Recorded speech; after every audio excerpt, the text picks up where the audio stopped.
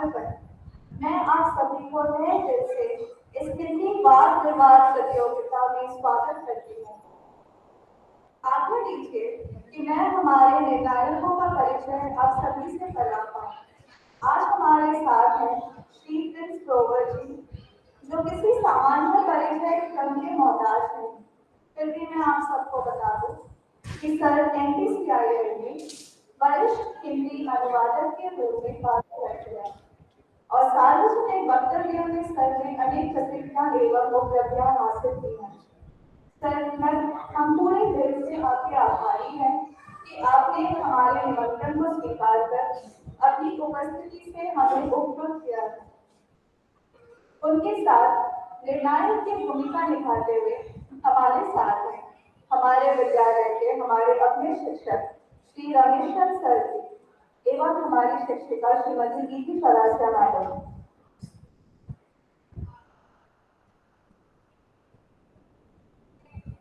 समय के महत्व को अपनी मुट्ठी में थाम के रखा है हमारे शिक्षक श्री हरिशंकर त्रिपाठी सर ने, जो आप सभी प्रतियोगियों को समय सीमा से अवगत कराएंगे। अब चलिए हम प्रतियोगिता के नियमों पर गौर करते हैं। आप सभी से अनुरोध है कि आप ध्यानपूर्वक नियमों को सुनें और उसका पालन करें। इस प्रतियोगिता में 3 दौर होंगे। पहले दौर में प्रत्येक वक्ता प्रस्ताव के पक्ष या विपक्ष में अपना तर्क प्रस्तुत करेगा। पहले समूह के एक वक्ता के प्रस्ताव के पक्ष में बोलने के पश्चात दूसरे समूह का एक वक्ता प्रस्ताव के विपक्ष में बोलेगा। इसी प्रकार सारे वक्ता अपने तर्क प्रस्तुत करेंगे। इसके लिए प्रतिभागियों को 1 मिनट का समय दिया जाएगा। पहले 40 सेकंड के बाद एक चेतावनी घंटी सुनाई जाएगी और उसके बाद पूरा 1 मिनट समय समाप्त होने के बाद इस प्रतियोगिता के दूसरे दौर में हर समूह के केवल 2 वक्ता अपने प्रतिद्वंदी साथियों के दावों को खंडन करेंगे। इस दौर में भी हम पहले दौर के क्रम के अनुसार करेंगे। तीसरा दौर है हमारा प्रश्नोत्तर दौर।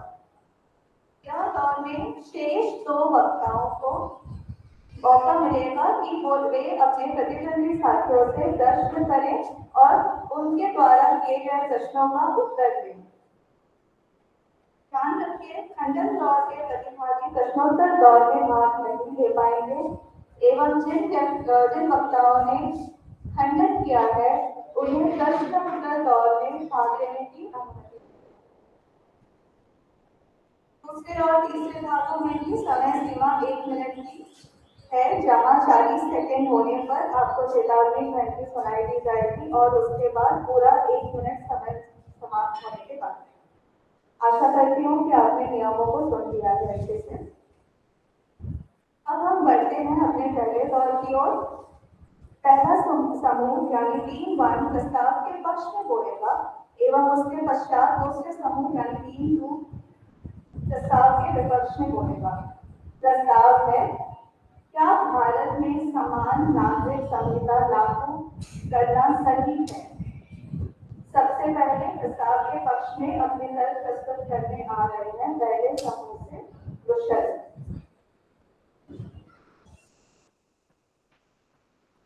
नमस्कार, मेरा नाम रुशल मोहन है और मैं कक्षा 9 में पढ़ता हूँ। आज मैं आपके सामने एक बहुत ही महत्वपूर्ण विषय पर चर्चा करने के लिए खड़ा हुआ कि भारत में समान अधिकार होना चाहिए या नहीं। भारत एक धर्मनिरपेक्ष देश है और हमारा संविधान सभी नागरिकों को समान अधिकार देता है, लेकिन अलग अलग धर्म के लोग अलग अलग धार्मिक कानूनों के अधीन है। यह स्थिति कई समस्या पैदा करती है, जैसे समानता के सिद्धांतों का उल्लंघन करना, महिलाओं के अधिकारों को कमजोर बनाना और अंतरधार्मिक विवाह को मुश्किल बनाता है। समान नागरिक संहिता इन सभी समस्याओं का समाधान लाएगी और सभी नागरिकों को एक ही कानून के तहत ला देगी। यह अंतरधार्मिक विवाह को भी आसान बना देगी और भेदभाव भी कम कर देगी। अंत में मैं यही कहना चाहूंगा कि समान नागरिक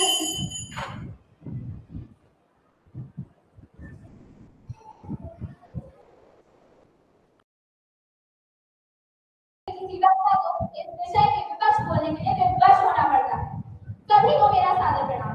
मैं रूही काला आपके समक्ष समान नागरिक समानता के विरुद्ध बोलने जा रही हूँ। हमारे भारत में कितने ही कानून हैं, परंतु अपराधी उतने ही हैं। इसका कारण यही है कि इन कानूनों को सही रूप से लागू नहीं किया जा रहा है। इसलिए हमारी भारत सरकार को इन मौजूदा कानूनों पर ज्यादा ध्यान देना चाहिए। इसके अलावा भी अलग संवैधानिक एवं स्वतंत्रता के काफी उल्लंघन हो रहा है। उदाहरण के तौर पर 2016 में राष्ट्रीय आदिवासी एकता परिषद ने इसके खिलाफ सर्वोच्च न्यायालय तक अपना तर्क दिया था। धन्यवाद। अब आ रहे हैं पहले समूह से शिवानी। सुप्रभात। मैं शिवानी सावंत कक्षा 10वीं X से आज आपके सामने समान नागरिक संहिता के बारे में कुछ बताने जा रही हूँ। यह एक देश में सभी नागरिकों के लिए, चाहे वो किसी भी धर्म या जाति के हो, उनके व्यक्तिगत मामले जैसे शादी या फिर तलाक हो गया, वो देने की नियंत्रण करने वाले कानूनों का समूह है। इस चीज के बहुत सारे लाभ हो सकते हैं, परंतु इसका महत्वपूर्ण लाभ यह है कि ये महिलाओं की स्थिति सुधारता है। अभी कैसे सुधारता है? जैसे कि हमारे अनुच्छेद 14, 15 और 21 के तहत जो अधिकार महिलाओं को नहीं दिए जाते हैं, कुछ धार्मिक रीजन की वजह से वह अभी जन नागरिक समान नागरिक संहिता के तहत उन्हें दिए जाएंगे।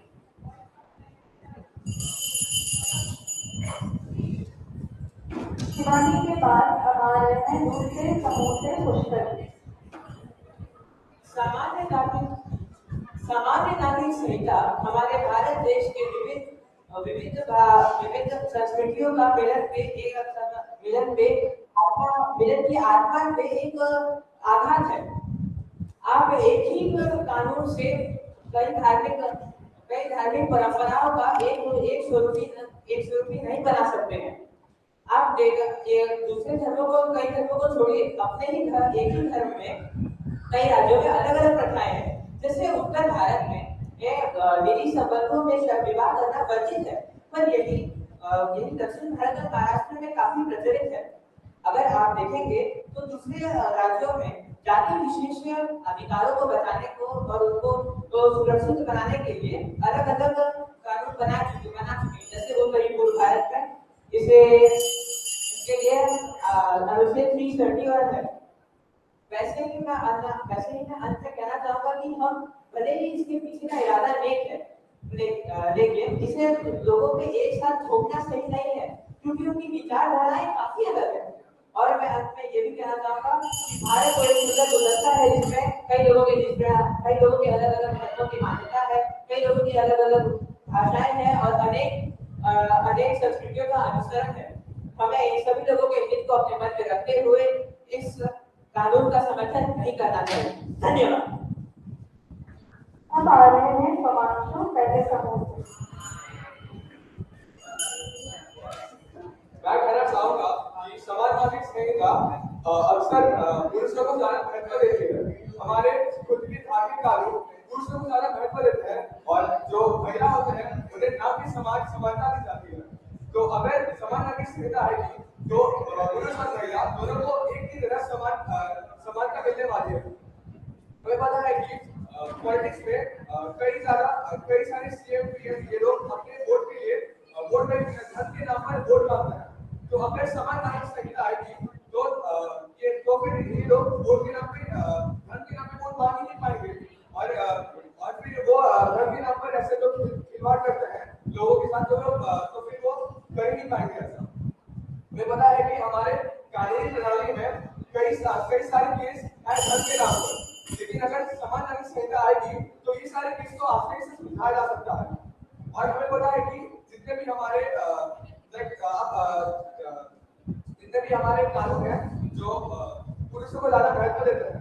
तो जैसे कि मुसलमान धर्म में पुरुष लोग भी शादी कर सकते हैं, जबकि महिला ऐसे नहीं कर सकती। तो अगर समाधान संहिता आएगी तो ये सब चीज ठीक हो जाएगी और राष्ट्रीय एकता बढ़ेगी।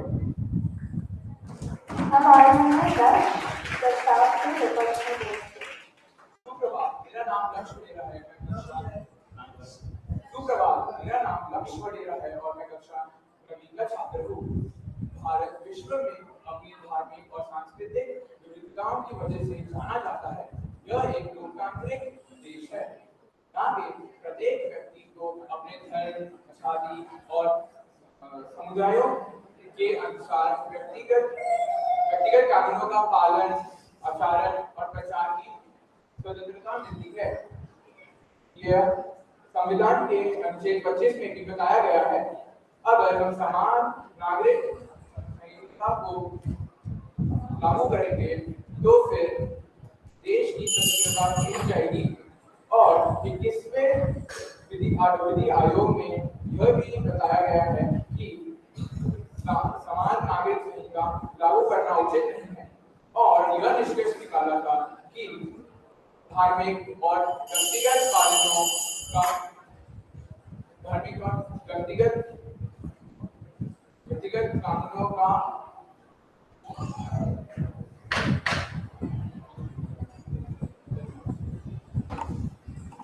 पहले समूह से आ रहे हैं अनिमेश।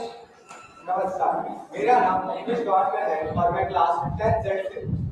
मेरे मुताबिक भारत में समान नागरिक समूह आनी चाहिए, क्योंकि जब भारत में समान नागरिक संहिता आएगी तब भारत में अछूत लोगों को समान दर्जा दिला पाएंगे। भारत में समान नागरिक संहिता आते ही जो भी अछूत लोग हैं वो हमारे सामने खड़े रहकर हमारे साथ बातें कर सकेंगे, वो हम समान माने जाएंगे। भारत में समान नागरिक संहिता आते ही राष्ट्रीय एकता होगी और राष्ट्रीय एकता होते ही हमारे भारत देश की प्रगति होने से हमें कोई नहीं रोक पाएगा। भारत देश में काफी आदिवासी वर्ग है। ऐसे ही एक आदिवासी वर्ग का मीना समूह है। मीना समुदाय में एक व्यक्ति को तलाक लेना था, परंतु उसके उस समुदाय में ऐसी कोई प्रतिबंध नहीं था। अगर यहीं पर समान नागरिक संहिता होती तो उसके लिए तलाक लेना काफी आसान होता। धन्यवाद। अनिमेश के बाद आ रही हैं पुष्पिता दूसरे समूह से। भारत धर्म, परंपरा और समृद्धि के लिए बहुत पूरी दुनिया में जाना जाता है, मगर समान नागरिक संहिता इस विविधता के लिए एक खतरे का कारण बन चुकी है। और यह भी देखा जा सकता है कि समान नागरिक संहिता को लागू करने के लिए बहुत सारे लोगों की तरफ से असहमता भी प्रकट हो रही है। और भारत को आगे बढ़ने के लिए और भारत के लोगों को प्रगति करने के लिए भारत की सरकार को अन्य कई मुद्दे जैसे बेरोजगारी, जैसे निरक्षरता और बाकी और कई मुद्दों पर भी सोच विचार करना चाहिए, जिससे भारत की प्रगति हो सकती है। और भारत के संविधान में ये लिखा भी गया है कि यूसीसी को लागू तभी किया जाएगा जब भारत इसके लिए तैयार होगा। मगर क्या भारत इसके लिए तैयार है? इसका जवाब इसके खिलाफ किए जाने वाले प्रोटेस्ट से ही पता चलता है। इसलिए मेरे हिसाब से यूसीसी को भारत में अभी लागू नहीं करना चाहिए। इसी के साथ पहला दौर शेष होता है। सभी प्रतियोगिताओं में जहाँ वक्ता आके अपने प्रतिद्वंदी वक्ताओं के दावों का खंडन करेंगे। सबसे पहले आ रहे हैं पहले समूह से स्वमांशु कुमार।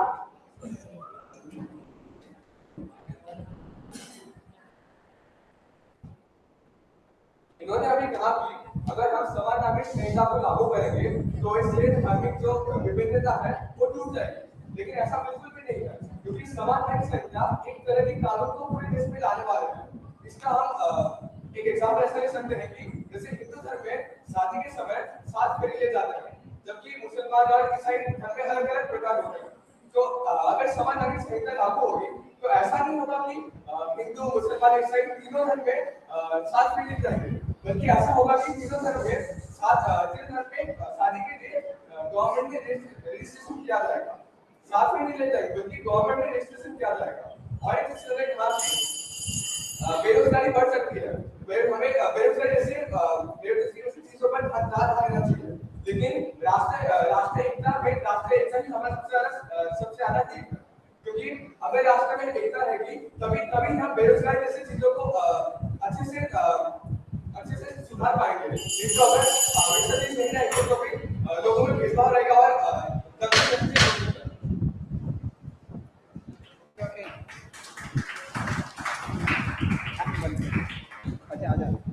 समांतर के बाद अब आ रही है दूसरे समूह से लिप्सिता पट्टा। इन्होंने तब कहा कि राष्ट्रीय एकता इसमें बढ़ेगी, मगर मेरे हिसाब से यूसीसी के आने से पहले यानी कि समान नागरिक संहिता के आने से पहले भी इतने सारे जंगे देश चल रहे हैं। कई राज्य जैसे केरल, मेघालय, मिजोरम यहाँ पर बहुत लोग जंगे कर रहे हैं। आदिवासियों ने भी इसका बहुत ज्यादा खंडन किया है। तो ये स्थिति हम देश की लागू होने से पहले देख सकते हैं। तो देश में समान नागरिक संहिता के लागू होने के बाद स्थिति और भी बिगड़ सकती है। और हम मौजूदा और पूरे देश के लिए हमारा देश बहुत विभिन्न जातियों से भरा हुआ है, मगर इसलिए हम एक कानून लाना हमारे लिए यहाँ पर बहुत मुश्किल भी हो सकता है। लेकिन अगर हम मौजूदा कानून में बहुत सारे बदलाव करें तो फिर ये ज्यादा अच्छा होना चाहिए। धन्यवाद।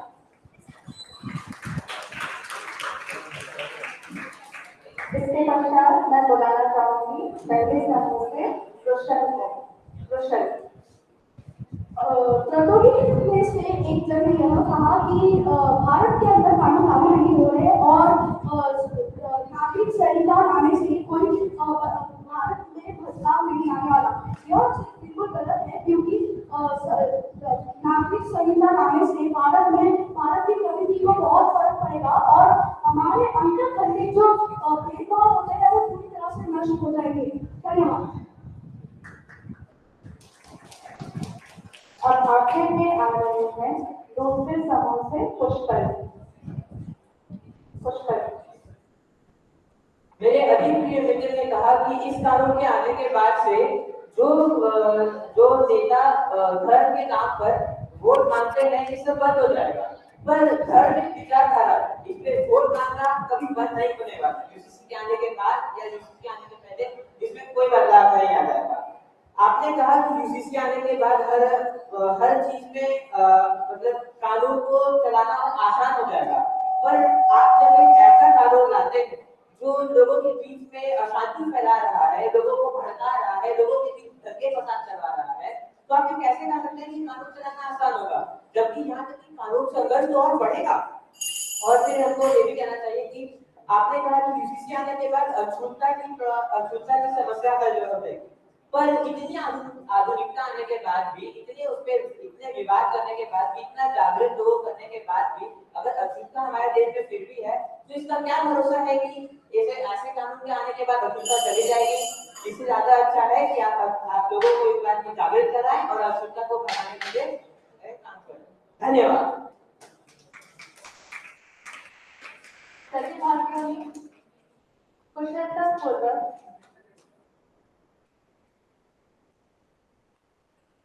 प्रतिभागियों ने कुशलतापूर्वक अपनी बात रखी है। अब समय न गवाते हुए हम बढ़ेंगे अपने आखिरी भाग प्रश्नोत्तर दौर के तरफ, जहां बाकी के 4 प्रतिभागी एक दूसरे से प्रश्न करेंगे एवं उनके किए गए प्रश्नों का उत्तर देंगे। अपना सवाल लेकर सबसे पहले आ रही है पहले समूह से शिवानी सबर। तो राजस्थान में एक मीना समुदाय करके एक सोशल ट्राइब है। उसमें एक व्यक्ति को अपनी पत्नी से तलाक चाहिए था, परंतु उनके समुदाय में इसका कोई प्रबंध नहीं है कि वो अपनी पत्नी से तलाक दे सके, क्योंकि उनके समूह को आगे बढ़ाना बहुत जरूरी था। इसीलिए अगर समान नागरिक संहिता न होता तो क्या यह तलाक देना कठिन होता उस व्यक्ति के लिए?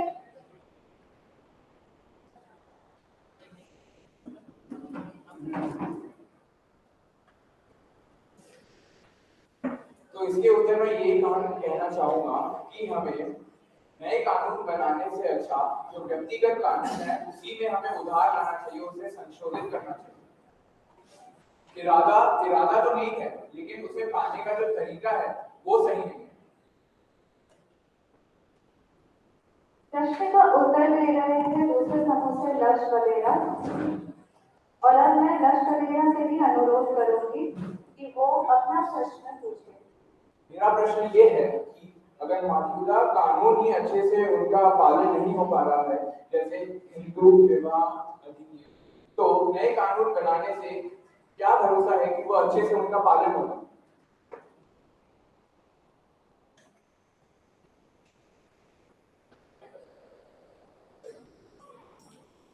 ये गलत नहीं है।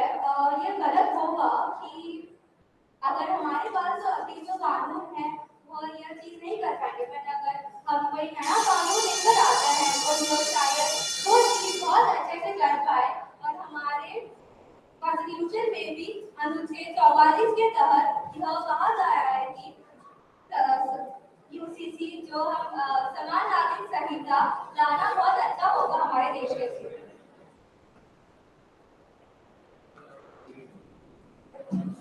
अब पहले समूह से आ रहे हैं अनिमेश अपना प्रश्न लेकर। अनिमेश, मेरा प्रश्न है कि आप भारत जैसे भिन्न देश में जिसमें अलग अलग धर्म है, अलग अलग जाति है, तो इस देश में आप एकता, एकजुटता और समानता बिना यूसीसी यानी समान नागरिक संहिता के कैसे ला सकते हैं? आप इसके लिए क्या करना चाहेंगे?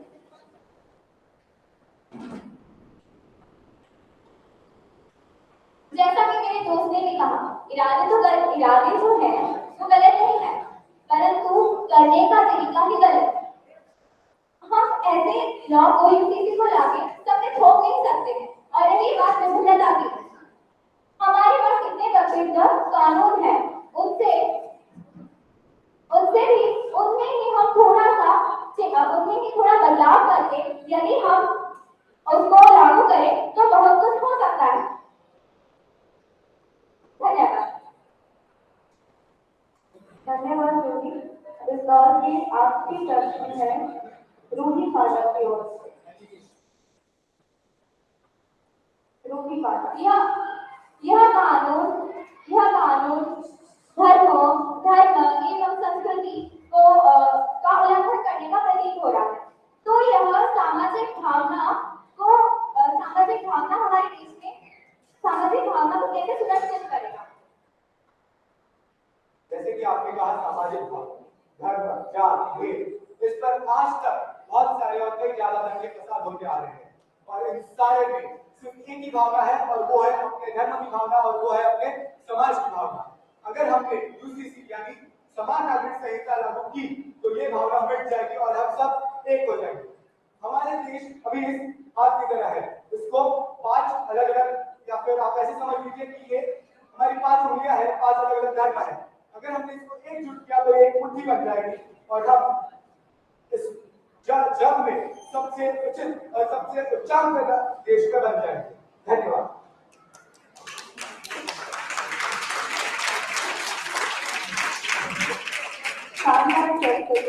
सभी प्रतिभागियों ने बहुत ही उम्दा तरीके से अपने तर्कों का प्रदर्शन किया है। इसी के साथ पहला भाग भी समाप्त होता है। अब मैं अनुरोध करूंगी अपने निर्णायकों से कि वो जजमेंट शीट हमें दे दें, इससे पहले कि हम दूसरे भाग की ओर बढ़ें।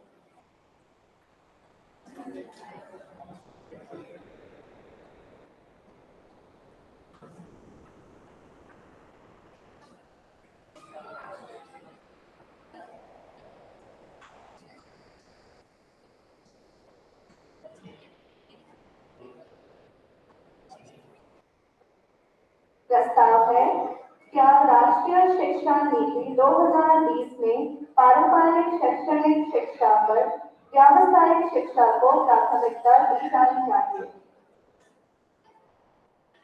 अब मैं अनुरोध करती हूँ तीसरे समूह से अहाना महाता को कि वो यहाँ आके प्रस्ताव के विपक्ष में अपने तर्क प्रस्तुत करें।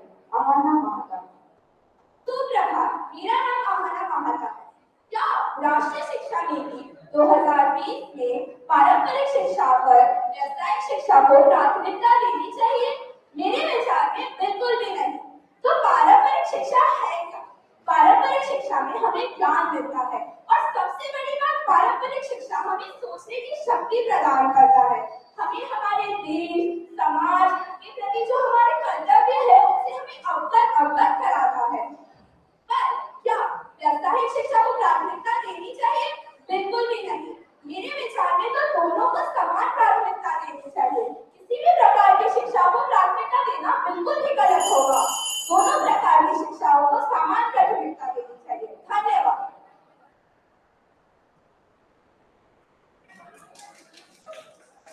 अब आ रहे हैं चौथे समूह से राधा वाडकर। राधा वाडकर। जीवन का आधार है शिक्षा, खुशहाली का भंडार है शिक्षा। देखो ये सिग्नल यहाँ तो घंटी बजते ही 40 सेकंड हुए, 20 सेकंड बाकी रहते हैं कंटिन्यू करने के। तो पहली बार को यहाँ पर 5 मिनट बात करके जाने का, ठीक है? आगे ध्यान रखो, एक बार सिग्नल मिलेगा 40 सेकंड का, फिर अगला 1 मिनट कंप्लीट होने का।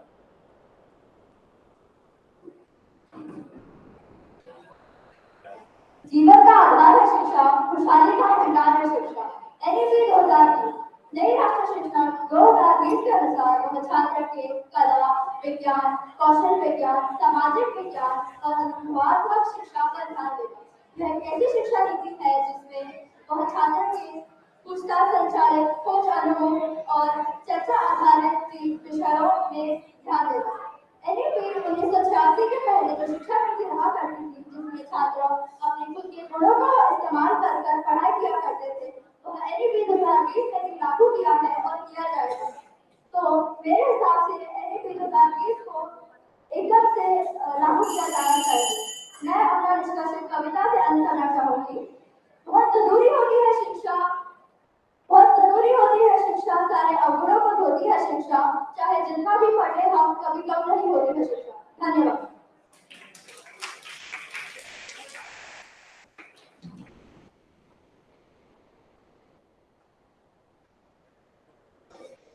अब आ रहे हैं 20वें समूह से मंसूर अली खान। मंसूर अली खान। सुप्रभात। मेरे हिसाब से व्यावहारिक शिक्षा हमें एक ही रीति कौशल सिखाता है। यह हमें इतना लाभ नहीं देता कि नौकरी में नियुक्त होने से पहले भी हमें ये ज्ञान प्राप्त हो सकता है। दूसरी चीज मैं ये कहना चाहूंगा, पारंपरिक शिक्षा जो है वह हमें ज्ञान उससे हमें ज्ञान प्राप्त होता है।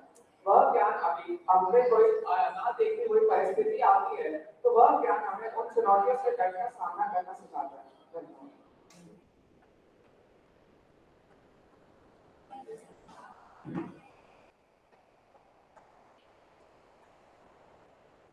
चौथे समूह से देवांश श्रीवास्तव। देवांश। सुप्रभात, मैं देवांश श्रीवास्तव। नई शिक्षा नीति 2020 भारत सरकार द्वारा साल 2020 साल 2020 को लागू की गई थी। ये सन 1986 के बाद भारत की नई शिक्षा नीति में बड़ा परिवर्तन है। मैं सिर्फ इसके निम्नलिखित कुछ परिवर्तन को आपके सामने प्रस्तुत करना चाहूंगा। सबसे पहला, नई शिक्षा नीति हमारे सरकार उत्पाद का 6% शिक्षा नीति और शिक्षा के क्षेत्र में खर्च किया जाएगा, सार्वजनिक व्यय किया जाएगा। दूसरा, पहले जहाँ छात्रों को कक्षा 11वीं में अपना विषय चूज करने का अवसर मिलता था, वह कक्षा 9 से दिया जाएगा। कक्षा 5 तक बच्चों को क्षेत्रीय भाषा अथवा मातृभाषा में शिक्षा देने की प्रबलता दी जाएगी। शिक्षकों के प्रशिक्षण में भी इसमें अधिक बल दिया गया है।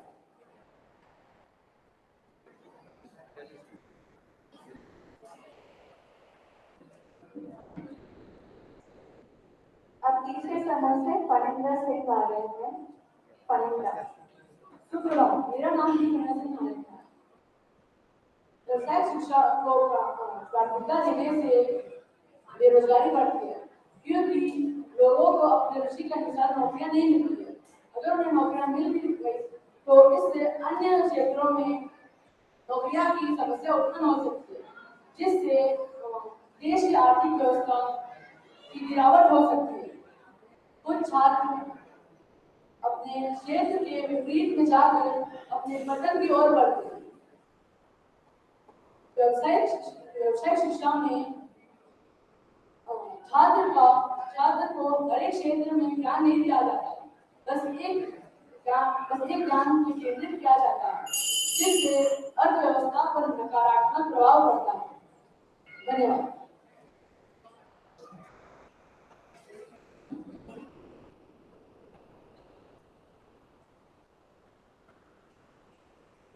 अब आ रही है शौर्या अवध तीसरे समूह से।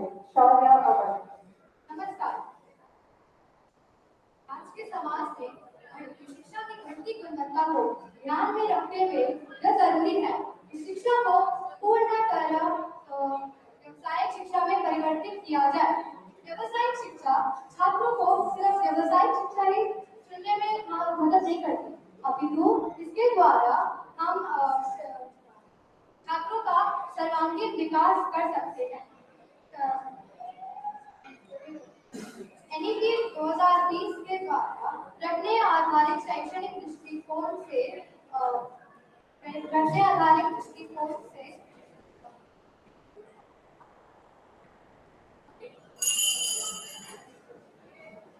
हम सैद्धांतिक ज्ञान से इसको हम जोड़ सकते हैं। इससे हम छात्रों को उनकी नौकरी के लिए तैयार कर सकते हैं। छात्र नौकरी के लिए तैयार होंगे तो उन्हें बेहतर ज्ञान होगा कि क्या करना है और क्या नहीं। धन्यवाद।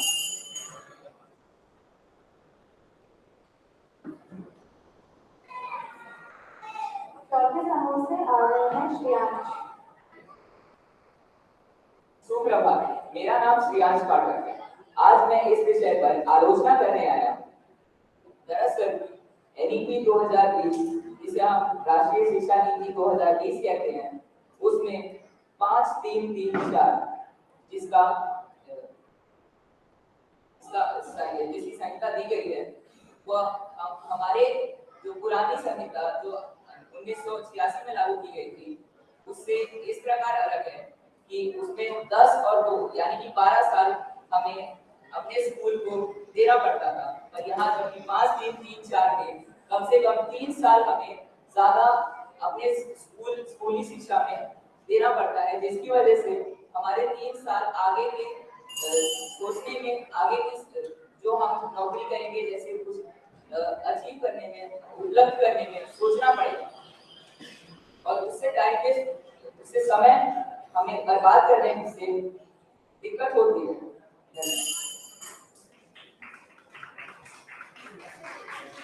आखिर में आ रहे हैं तीसरे समूह से अरुणभा नक्सल।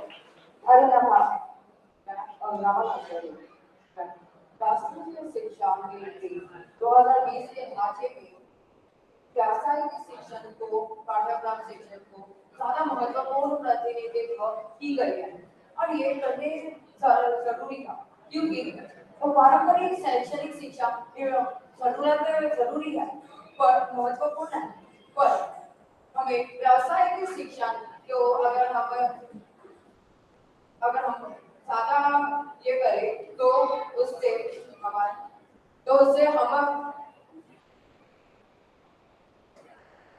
असली दुनिया की जरूरतों को पूरा कर सकते। और इससे ये भी होता है कि हम जो कौशल निष्फल है तो उसे भी कम कर सकते हैं और आर्थिक विकास करते हैं। इस तरह मैं मानना चाहता हूँ कि राष्ट्रीय शिक्षा नीति 2020 भारत की शिक्षा प्रणाली को महत्वपूर्ण करती है और युवाओं को 21वीं सदी की चुनौतियों और अवसरों के लिए तैयार करती है। धन्यवाद।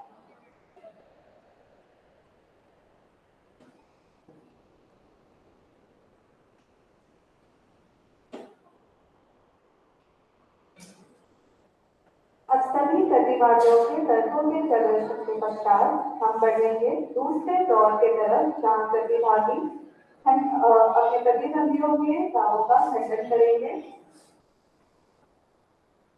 सबसे पहले आ रहे हैं तीसरे समूह से चौथे समूह से फनींद्र सिंह।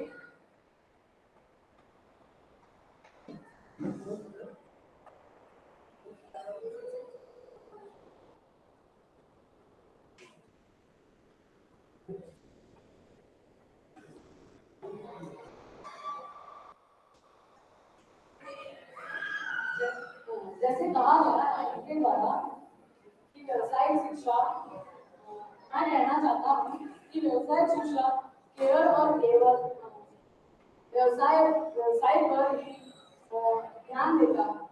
इससे छात्र को पूरी तरह से सहारा नहीं मिलता।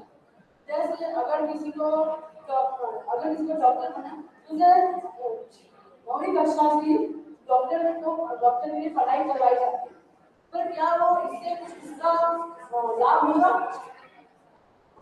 मतलब मैं कहना चाहता हूँ कि अगर उसे जिंदगी में जैसे अगर उसे कुछ करना, मतलब अगर उसे रोजमर्रा जिंदगी जीनी है तो क्या सिर्फ और सिर्फ ये डॉक्टर बनने की जो पढ़ाई है वही काम आएगी या कुछ और भी काम आएगा? जैसे रसायन शास्त्र है, गणित शास्त्र है, क्या ये नहीं काम आएंगी? ये मैं पूछना नहीं चाहता हूँ, मैं कहना चाहता हूँ कि व्यवसायिक शिक्षा एक ही बात पर ध्यान देता है, सभी तरह से प्रकृति पर ध्यान नहीं देता है। धन्यवाद। अब आ रही है राधा वाटकर चौथे समूह से। मैं अपना प्रस्ताव 2 भागों में करना चाहूँगी। पहला, जैसे इन्होंने कहा कि बहुत लोगों की नौकरियां जा सकती है, पर क्या लोग अपने खुद के कौशल विकास कर खुद के व्यापार नहीं खोल सकते? दूसरा, जैसे कि इन्होंने कहा कि यह ज्ञान होता है, पर क्या संगीत, कला, उन चीजों में कोई अपना संगत नहीं बढ़ा सकता? धन्यवाद। इसके पश्चात मैं बुलाती हूँ तीसरे समूह से मंसूर अली खान को। बच्चे जो होते हैं उनका हुनर किसी भी समय बाहर आ सकता है। तो जैसे कि एनईपी 2020 होते हैं, 9वीं के बाद डिप्लोमा कोर्स ले सकते हैं। तो अगर किसी बच्चे ने गलत चॉइस की हो तो वह क्या करेगा? तो मेरे हिसाब से एनईपी और वो जो है जैसे यूएस और जापान में होता है, दोनों एक साथ चलते आ रहे हैं अलग अलग। तो एनईपी की जो पॉलिसी है उसको बदल के दोनों को एक साथ चलाना चाहिए साइड बाय साइड। और बस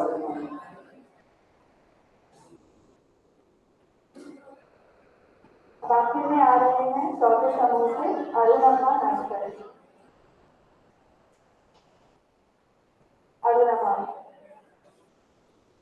तो आपने सुना होगा कि श्यामजी और पाठक के द्वारा बोला गया था कि व्यावसायिक समय का बर्बाद, पर ऐसा नहीं है, क्योंकि हम अगर व्यवसाय के पाठ्यक्रम को बोले तो इससे होता है कि व्यवहारिक कौशल को अपना न्यास करते हैं छात्रों को, और ये भी है कि हम ये जो रोजगार क्षमता को बढ़ावा देते हैं और कौशल अंतराल को कम करते हैं, और इससे देश की आर्थिक विकास भी होता है।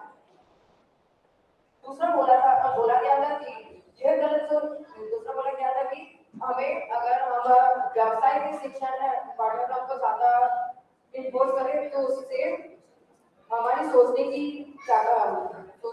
क्षमता कम होती है, पर यह गलत है। इससे सोचने की क्षमता गलत नहीं होती, इससे हम सोच और वास्तविक दुनिया के अनुप्रयोग पर ज्यादा ध्यान केंद्रित करते हैं। Thank you. इसी के साथ खंडन दौर समाप्त होता है। अब हम आगे बढ़ेंगे प्रश्नोत्तर दौर की ओर। सबसे पहले अपना प्रश्न लेके आ रही है तीसरे समूह से अमाना माता।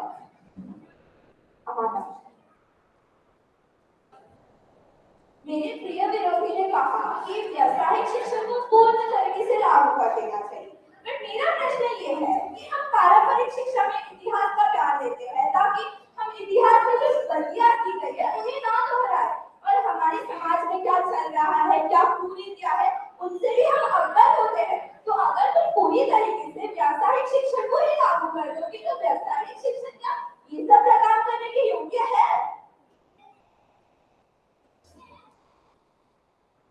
व्यावसायिक शिक्षा छात्रों को 21वीं सदी की चुनौतियों के लिए तैयार करता है। ये भले ही हमारे इतिहास को नष्ट नहीं करता, ये बल्कि हमें वो ज्ञान से परिपूर्ण करवाता है जिसकी जरूरत हमें आगे चल के 21वीं सदी में है। व्यावसायिक शिक्षा पारंपरिक शिक्षा से बहुत मामलों में आगे है। पारंपरिक शिक्षा हमें 21वीं सदी की चुनौतियों के लिए परिपूर्ण या तैयार नहीं कर पाता। पारंपरिक शिक्षा में कई सारे कठिनाई है और कई सारे ऐसे विरोध हैं जो हमारे विद्यालय में छूट या फिर कमजोरी की तरफ काम करते हैं।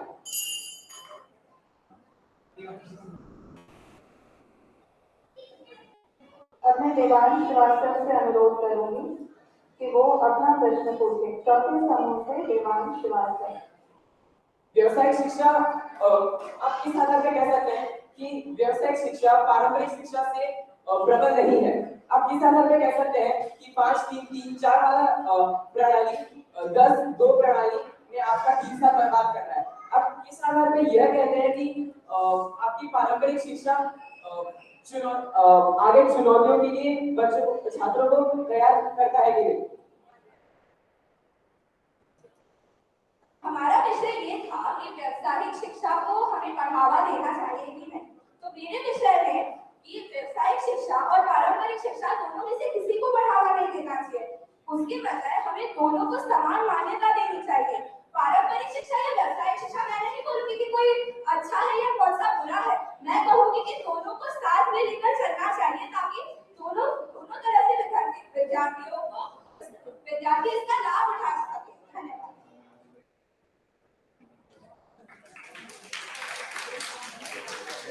इसके पश्चात तीसरे समूह से आ रहे हैं श्रेयांश पाठक।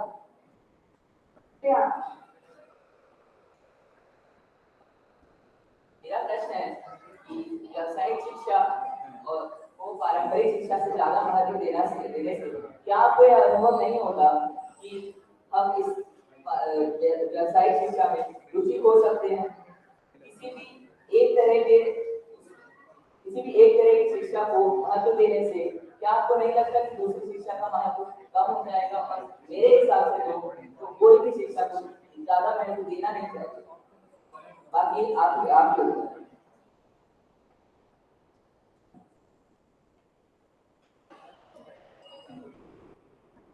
जी, मैं अपने विरोधी दल से कहना चाहूंगी कि यह बात पूर्णतः सही नहीं है।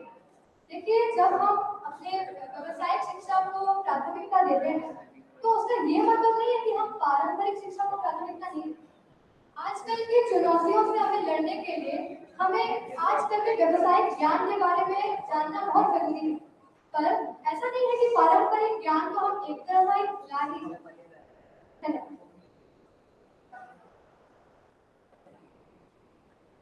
अब आखिरी सवाल ला रही है चौथे समूह से शौर्या अवर। शौर्या जी, तो मैं अपने विरोधी दल से पूछना चाहूंगी कि आप व्यावसायिक शिक्षा के ऊपर पारंपरिक शिक्षा को प्राथमिकता देना चाहेंगे?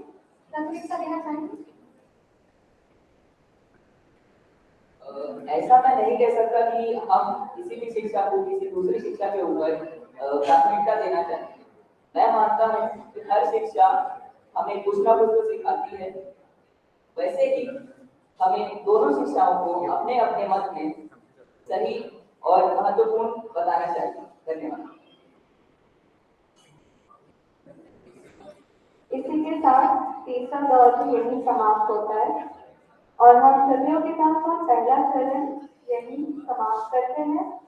अब हम निर्णायकों से परिणाम जानने की प्रतीक्षा में हैं। जब तक परिणाम जान रहे हैं, मैं आप सभी प्रतिभागियों को बता दूं कि परिणाम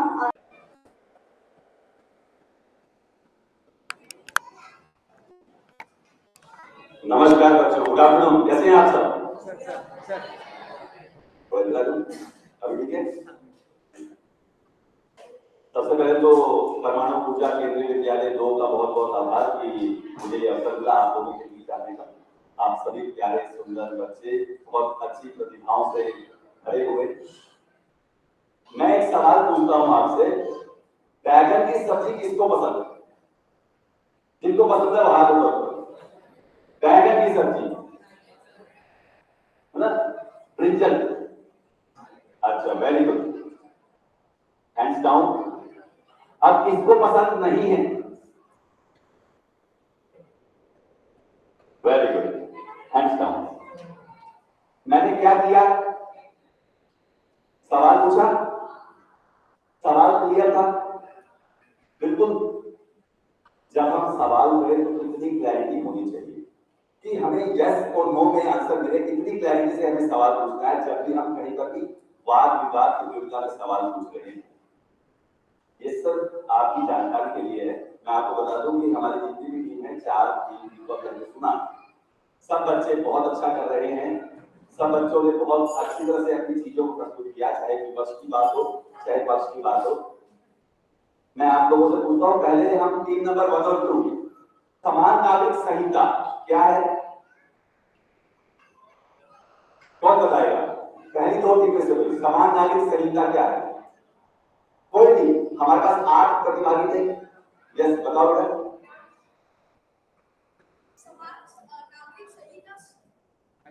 यस, थैंक यू।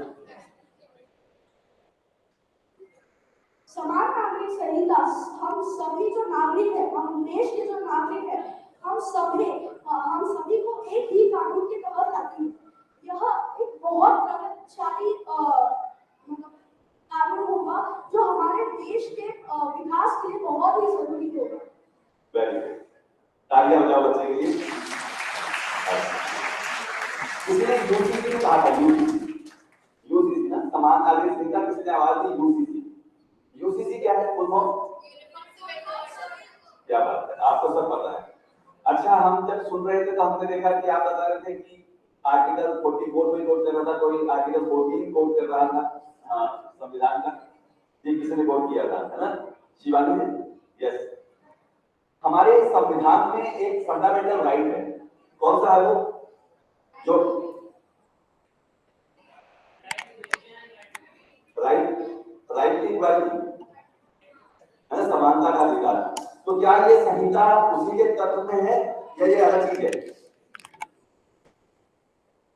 बोलो शिवानी।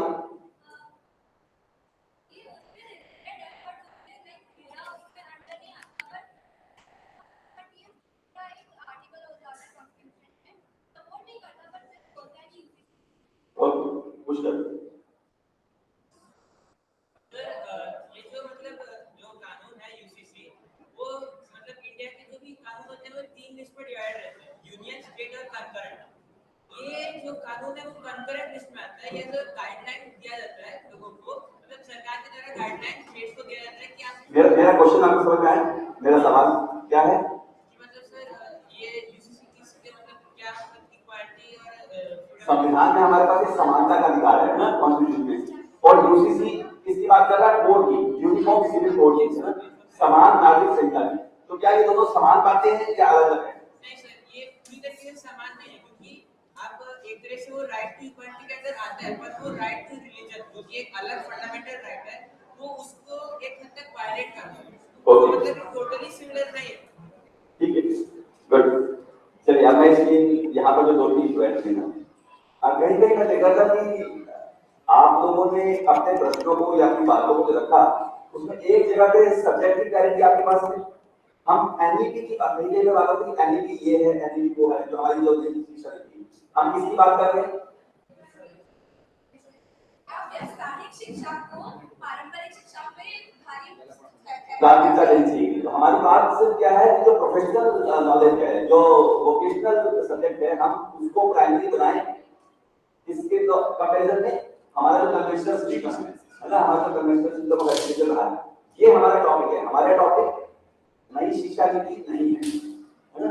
और आपने भी कहीं मतलब नॉट टू क्रिटिसाइज एनीबॉडी, लेकिन सब्जेक्ट की क्लैरिटी, सब्जेक्ट का पूरा ज्ञान होना बहुत जरूरी है। आप सब बहुत अच्छा कर रहे हैं, लेकिन कभी आप आगे ऐसा करें, इसके लिए मैं आपको बताता हूँ 2 चीजें आपको ध्यान रखनी है। सबसे पहले वाद विवाद क्यों, ये प्रतियोगिता क्यों? कौन बताएगा? कोई भी बच्चा, even non participants can tell why debate competition. बताओ बेटा। सबके अलग-अलग ओपिनियन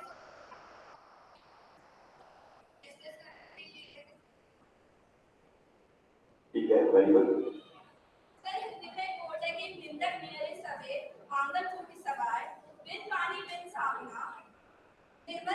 करे स्वभाव अभी तो करे। इसके मतलब यही है कि हमें अगर क्रिटिसाइज किया जाता है तो हम और इम्प्रूव करने को ट्राई करते हैं उस क्रिटिसाइज। जैसे अगर पत्थर पे अगर पानी बार-बार जाता रहता है तो पत्थर एकदम अच्छा से एकदम एक शेप आ जाता है। तो अगर हमें कोई क्रिटिसाइज कर रहा है तो हम अपने आप को इम्प्रूव करते हैं, तो इसीलिए डिबेट रखा जाता है। गुड। Anybody else? यस बच्चा? To bring more clarity about the topic. Good, very good point. जी, मैं आपको एक नई चीज बताता हूँ जो शायद आप तक नहीं पहुंची होगी। डिबेट कॉम्पिटिशन में क्या होता है? For the motion against the motion, है ना? एक पक्ष में हम बात करते हैं और एक विपक्ष में बात करते हैं। क्यों? क्योंकि इस नेचर में कंसेप्ट ऑफ डुअलिटी है। अगर दिन है तो रात है, अगर सही है तो गलत है, अगर अच्छा है तो बुरा है। हमारी इस नेचर में कंसेप्ट ऑफ डुअलिटी विद्यमान है, यानी किसी भी चीज के दो पहलू होते हैं, एक पक्ष होता है और एक विपक्ष होता है। हम विषय को गौण रखें और दोनों को सहज भाव से समान भाव से स्वीकार करें। ये जरूरी नहीं है कि विपक्ष होना चाहिए या पक्ष होना चाहिए। ये बात हमें संतुलन सिखाती है। ठीक है, क्या सिखाती है हमें बात का प्रतियोगिता? जोर से बोलेंगे सारे बच्चे, क्या सिखाती है? संतुलन। कि जिंदगी में अच्छा बुरा, सही गलत, है ना, दिन रात की तरह हमें सहर्ष स्वीकार करना है। दोनों ही चीजों का अपना अपना महत्व है। इसीलिए किसी एक दूसरे प्रतिभागी से द्वेष किए बिना केवल विषय पर आप अपनी बात रखें और आपको अपनी बात रखने का अधिकार है। मुझे लगता है कि मुझे आपका ज्यादा समय नहीं देना चाहिए। All of you are doing very good job.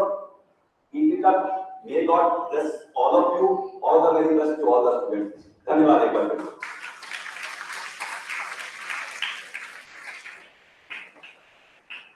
धन्यवाद सर। उम्मीद है कि सारे बच्चों ने ध्यान से सर को सुना होगा, क्योंकि सर ने जो बोला वो आगे चल के सिर्फ प्रतियोगिता में नहीं, जीवन में भी बहुत मूल्य लगता है सर के शब्द। तो अभी हम प्रतीक्षा कर रहे हैं परिणाम जानने का। उसके बाद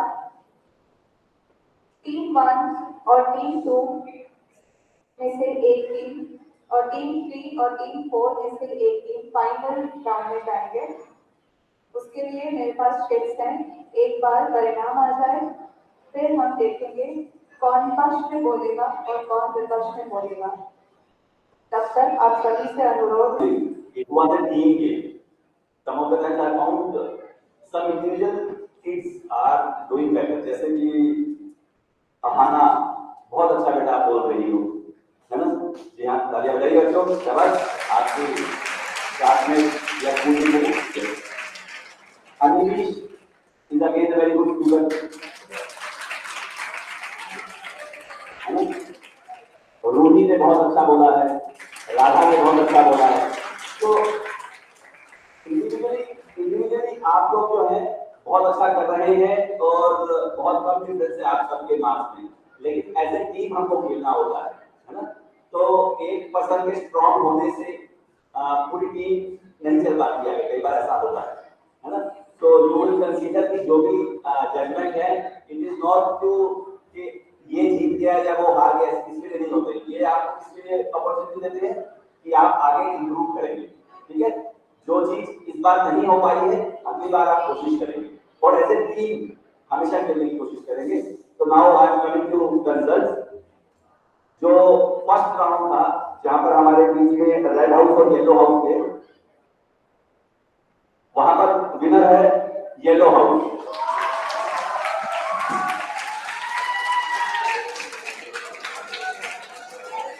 और जो सेकंड राउंड था जिसमें हमारे पास ब्लू हाउस और ग्रीन हाउस कंपीट कर रहे थे, वहां पर ग्रीन हाउस विनर है।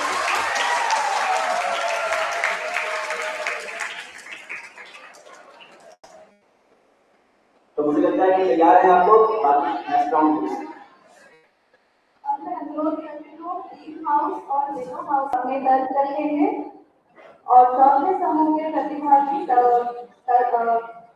प्रस्ताव के विपक्ष में अपने दल प्रस्तुत करेंगे। सबसे पहले आ रहे हैं दूसरे समूह से लिप्सिता पंडा। मैं एक बार प्रस्ताव दोहराना चाहूंगी। क्या कृत्रिम बुद्धिमत्ता मानव बुद्धिमत्ता को प्रतिस्थापित कर सकती है? प्रस्ताव के पक्ष में दूसरे समूह से दीक्षिता पंडा। नमस्कार, मैं दीक्षिता पंडा कक्षा 10वीं की छात्रा पक्ष में बोलने जा रही हूँ। आज के जमाने में समय का सदुपयोग करना सबके लिए बहुत ज्यादा महत्वपूर्ण चीज है और कृत्रिम बुद्धिमत्ता से बने हुए मशीन हमें इस समय का सदुपयोग करने के लिए हमारी बहुत सहायता करते हैं। कृत्रिम बुद्धिमत्ता से बनी हुई मशीन बहुत कामों को इंसानों के कार्यों को बहुत आसान बना देती है। यह गलतियां कम बनाती है और 24 घंटे से ज्यादा काम करने की क्षमता रखती है। इससे हमारी बहुत मदद हो सकती है और आगे जाकर कृत्रिम बुद्धिमत्ता में और बढ़ावा हो सकता है। तो यह हमारी आर्थिक स्थिति में भी और बदलाव ला सकता है। और एआई से बनी मशीन 24 घंटे से भी ज्यादा काम कर सकती है और नई खोजों में इंसानों की मदद कर सकती है। धन्यवाद। धन्यवाद दीक्षिता। अब चौथे समूह से देवांश श्रीवास्तव आ रहे हैं। प्रस्ताव के विपक्ष में अपने दर्ज रखेंगे। देवांश श्रीवास्तव। कृत्रिम बुद्धि बनाई गई थी तो इंसानों की सहायता करने के लिए, मानव जाति की सहायता के लिए। पर ऐसा देखा जा रहा है कि कृत्रिम बुद्धि अब मानव जाति पे ही हावी होती जा रही है। इसका एक बहुत बड़ी उदाहरण है सन 1997 में IBM कंपनी द्वारा बनाया गया एक सुपर कंप्यूटर डीप ब्लू ने विश्व चैंपियन गैरी कैस्परोव को चेस में हराया था। इससे साबित होता है कि कृत्रिम बुद्धि मानव जाति के लिए हानिकारक भी साबित हो सकती है। इलॉन मस्क ने कुछ अच्छी शब्दों में कहना चाहूंगा कि कृत्रिम बुद्धि परमाणु बम से ज्यादा विनाशकारी है। अब आ रहे हैं दूसरे समूह से पुष्कर शर्मा। पुष्कर शर्मा दूसरे समूह से। आधुनिक युग कंप्यूटिंग की इस दुनिया में आजकल कृत्रिम बुद्धि का बहुत सारे इस्तेमाल हमने देखा है। जैसे कई सारे तकनीक जो इंसान करने में कुछ भूल कर सकते हैं, ये कृत्रिम बुद्धिमत्ता उतना नहीं करती है। और कृत्रिम बुद्धिमत्ता की मदद से हम अपने समय का सदुपयोग कर सकते हैं। हम कई सारी चीजों को और आसानी से कर सकते हैं। फिर कृत्रिम बुद्धिमत्ता को विज्ञान का तो सबसे ज्यादा होता है, क्योंकि उसके पास बहुत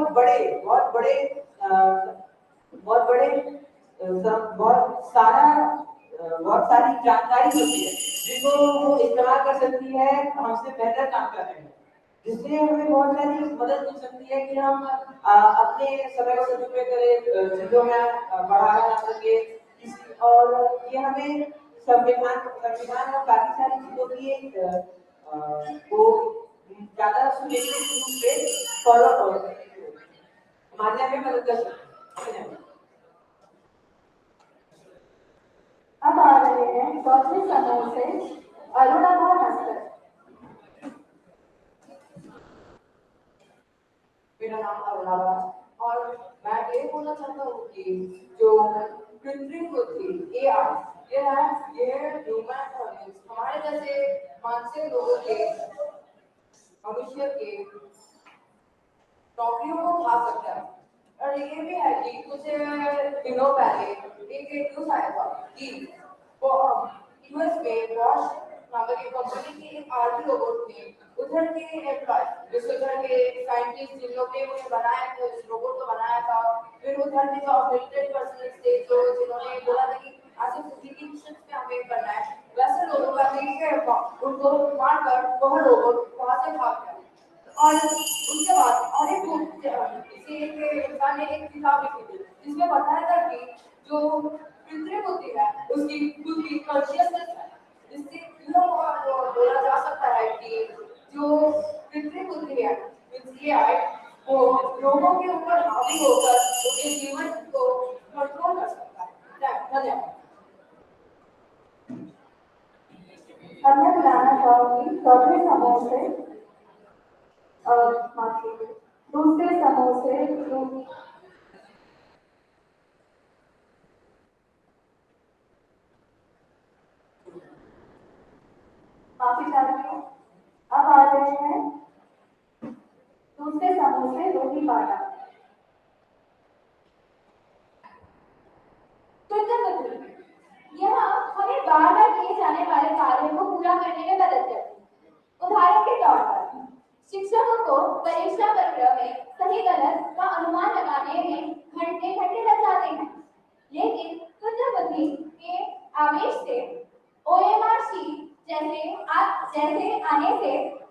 काम 2 मिनट में ही समाप्त होता है। धन्यवाद।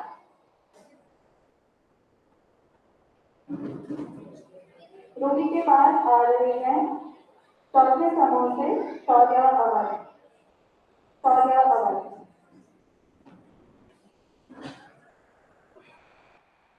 नमस्कार। कृत्रिम बुद्धि मानव के लिए काफी हानिकारक हो सकती है।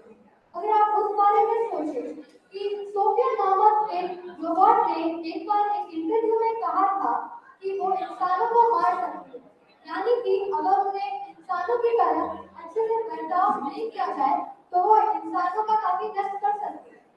सोफिया जैसे और कई सारे रोबोट हो सकते हैं जो हमारे बारे में ऐसा सोचते हैं। इसीलिए ये बात सही है कि कृत्रिम बुद्धि हमारे लिए काफी उपयोग में आ सकती है, पर कृत्रिम बुद्धि हमारे लिए हानिकारक बहुत ज्यादा है।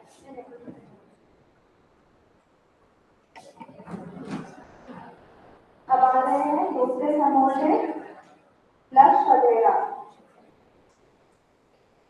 लक्ष्य।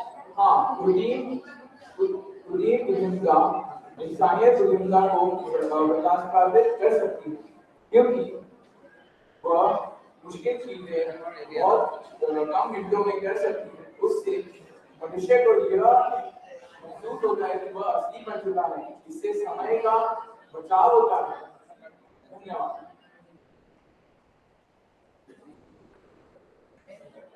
चौथे समूह से आ रही है राधा वास्कर।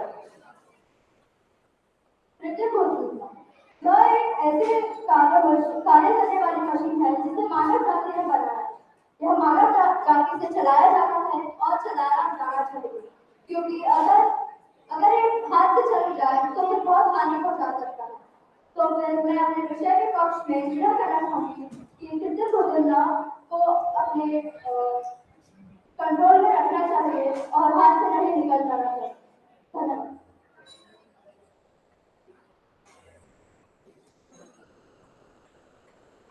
इसी के साथ पहला दौर समाप्त होता है। अब हम चलते हैं खंडन दौर की ओर।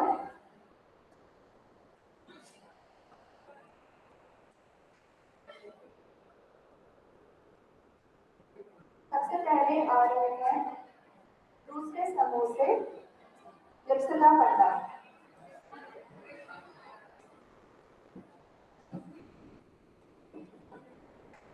मेरे विरोधी ने यह कहा कि कृत्रिम बुद्धिमत्ता के बाद हानिकारक चीजें हैं, मगर मैं कहूंगी कि हानिकारक से ज्यादा इसके लाभ और भी ज्यादा है।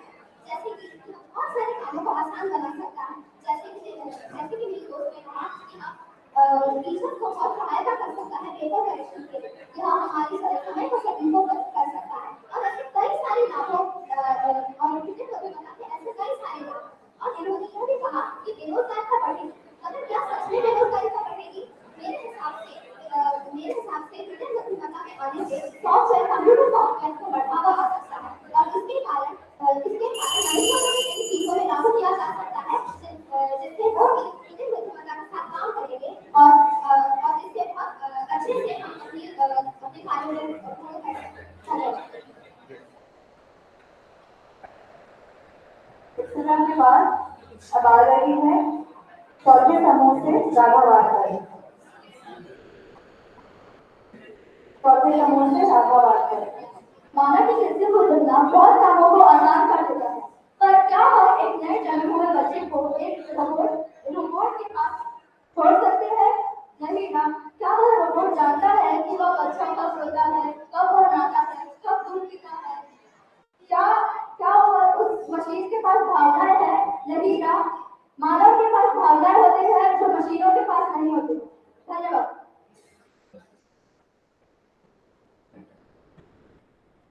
अब दूसरे समूह से आ रहे हैं पुष्कर शर्मा। पुष्कर शर्मा।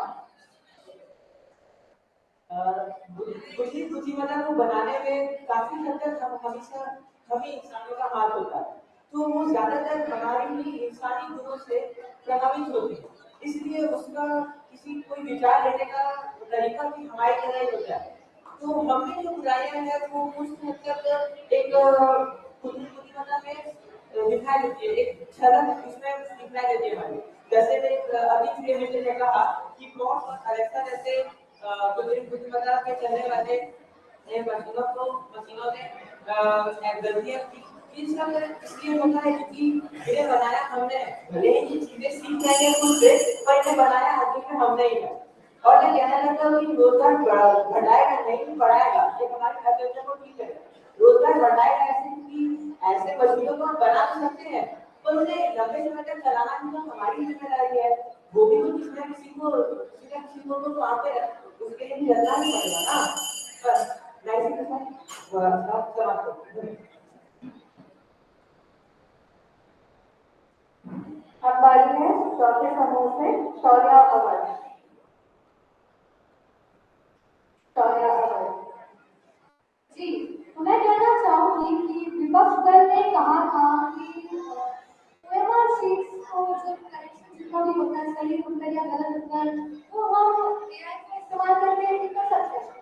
पर मैंने ऐसा अनुभव किया है कि मेरी कुछ त्रुटियां हुई थी उसमें, तो कि मेरे शिक्षकों ने सही किया। मतलब किसी क्वेश्चन में एक से ज्यादा ऑप्शन सही थे। तो मैं कहना चाहूंगी कि मानव बुद्धिमत्ता का इस्तेमाल हम ज्यादा तरीके से कर सकते हैं।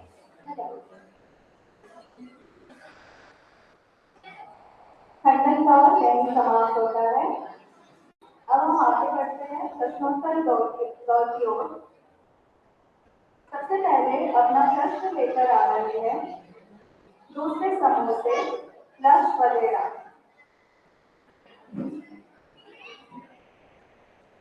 तो मेरा प्रश्न यह है कि यह हमारे हाथ में है कि हम इसका कैसे उपयोग करें। यदि हम इसका अच्छी तरह से उपयोग करें तो यह हानिकारक कैसे है।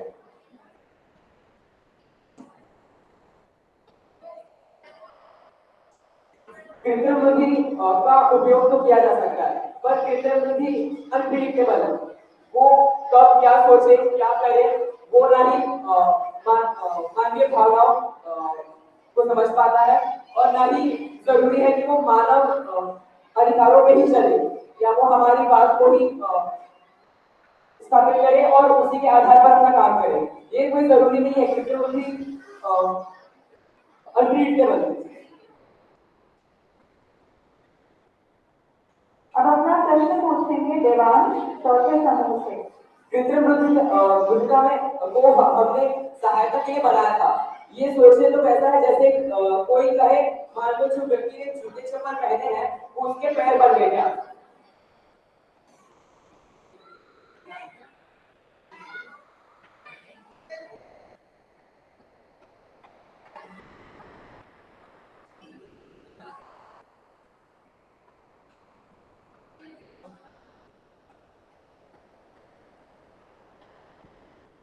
यह बिल्कुल गलत है, क्योंकि हमने कृत्रिम बुद्धिमत्ता को बनाया है, वह हमारे ही आदेश पर चलता है। ऐसा हो ही नहीं सकता है कि वह हमारे आदेश का पालन ना करे।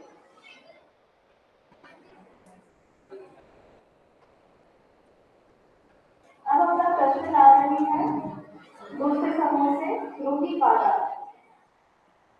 दूसरे समूह से रूही पारा। जो एआई निर्देश है वो हम ही करते हैं और वो हमें से ही प्रभावित हो रहा है। तो आप बताइए, आप ये कैसे कह सकते हैं कि वो पक्षधारी है? क्या वो पक्षधारी है? आप ऐसे मान लो कि वो पक्षधारी है।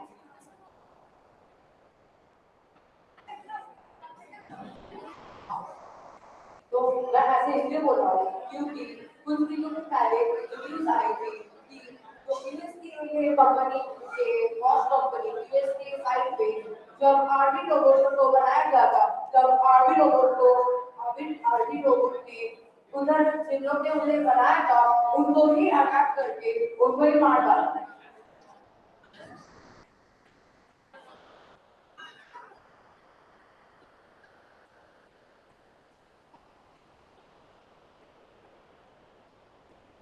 अब चौथे समूह से अरुणिमा अपना प्रश्न पूछेंगे।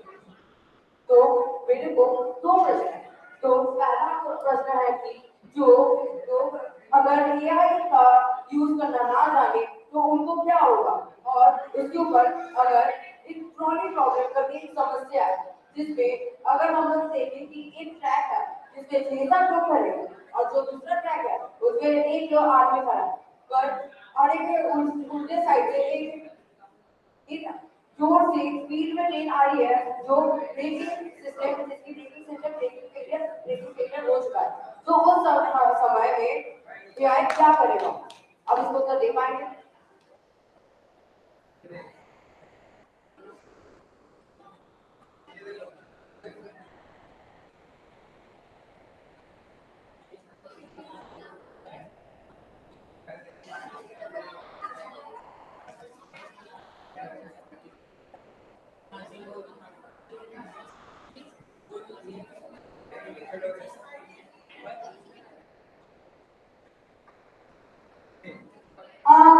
पहले प्रश्न का उत्तर ये है कि एआई जो है इसके लाभ भी है हानि है। जैसे बोला जाता है कि एक सिक्के के दो पहलू होते हैं, लेकिन यही बात नहीं है कि एआई में सारे हानियां हैं। उसने इसमें बहुत सारी अपॉर्चुनिटीज, बहुत सारे सब क्रिएट किया।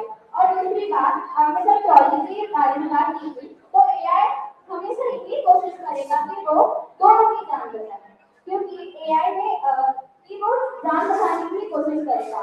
क्योंकि धन्यवाद।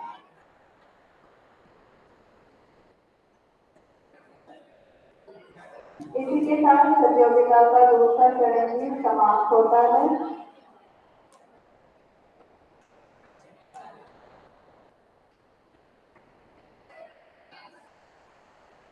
निर्धारकों के द्वारा परिणाम जानने में अब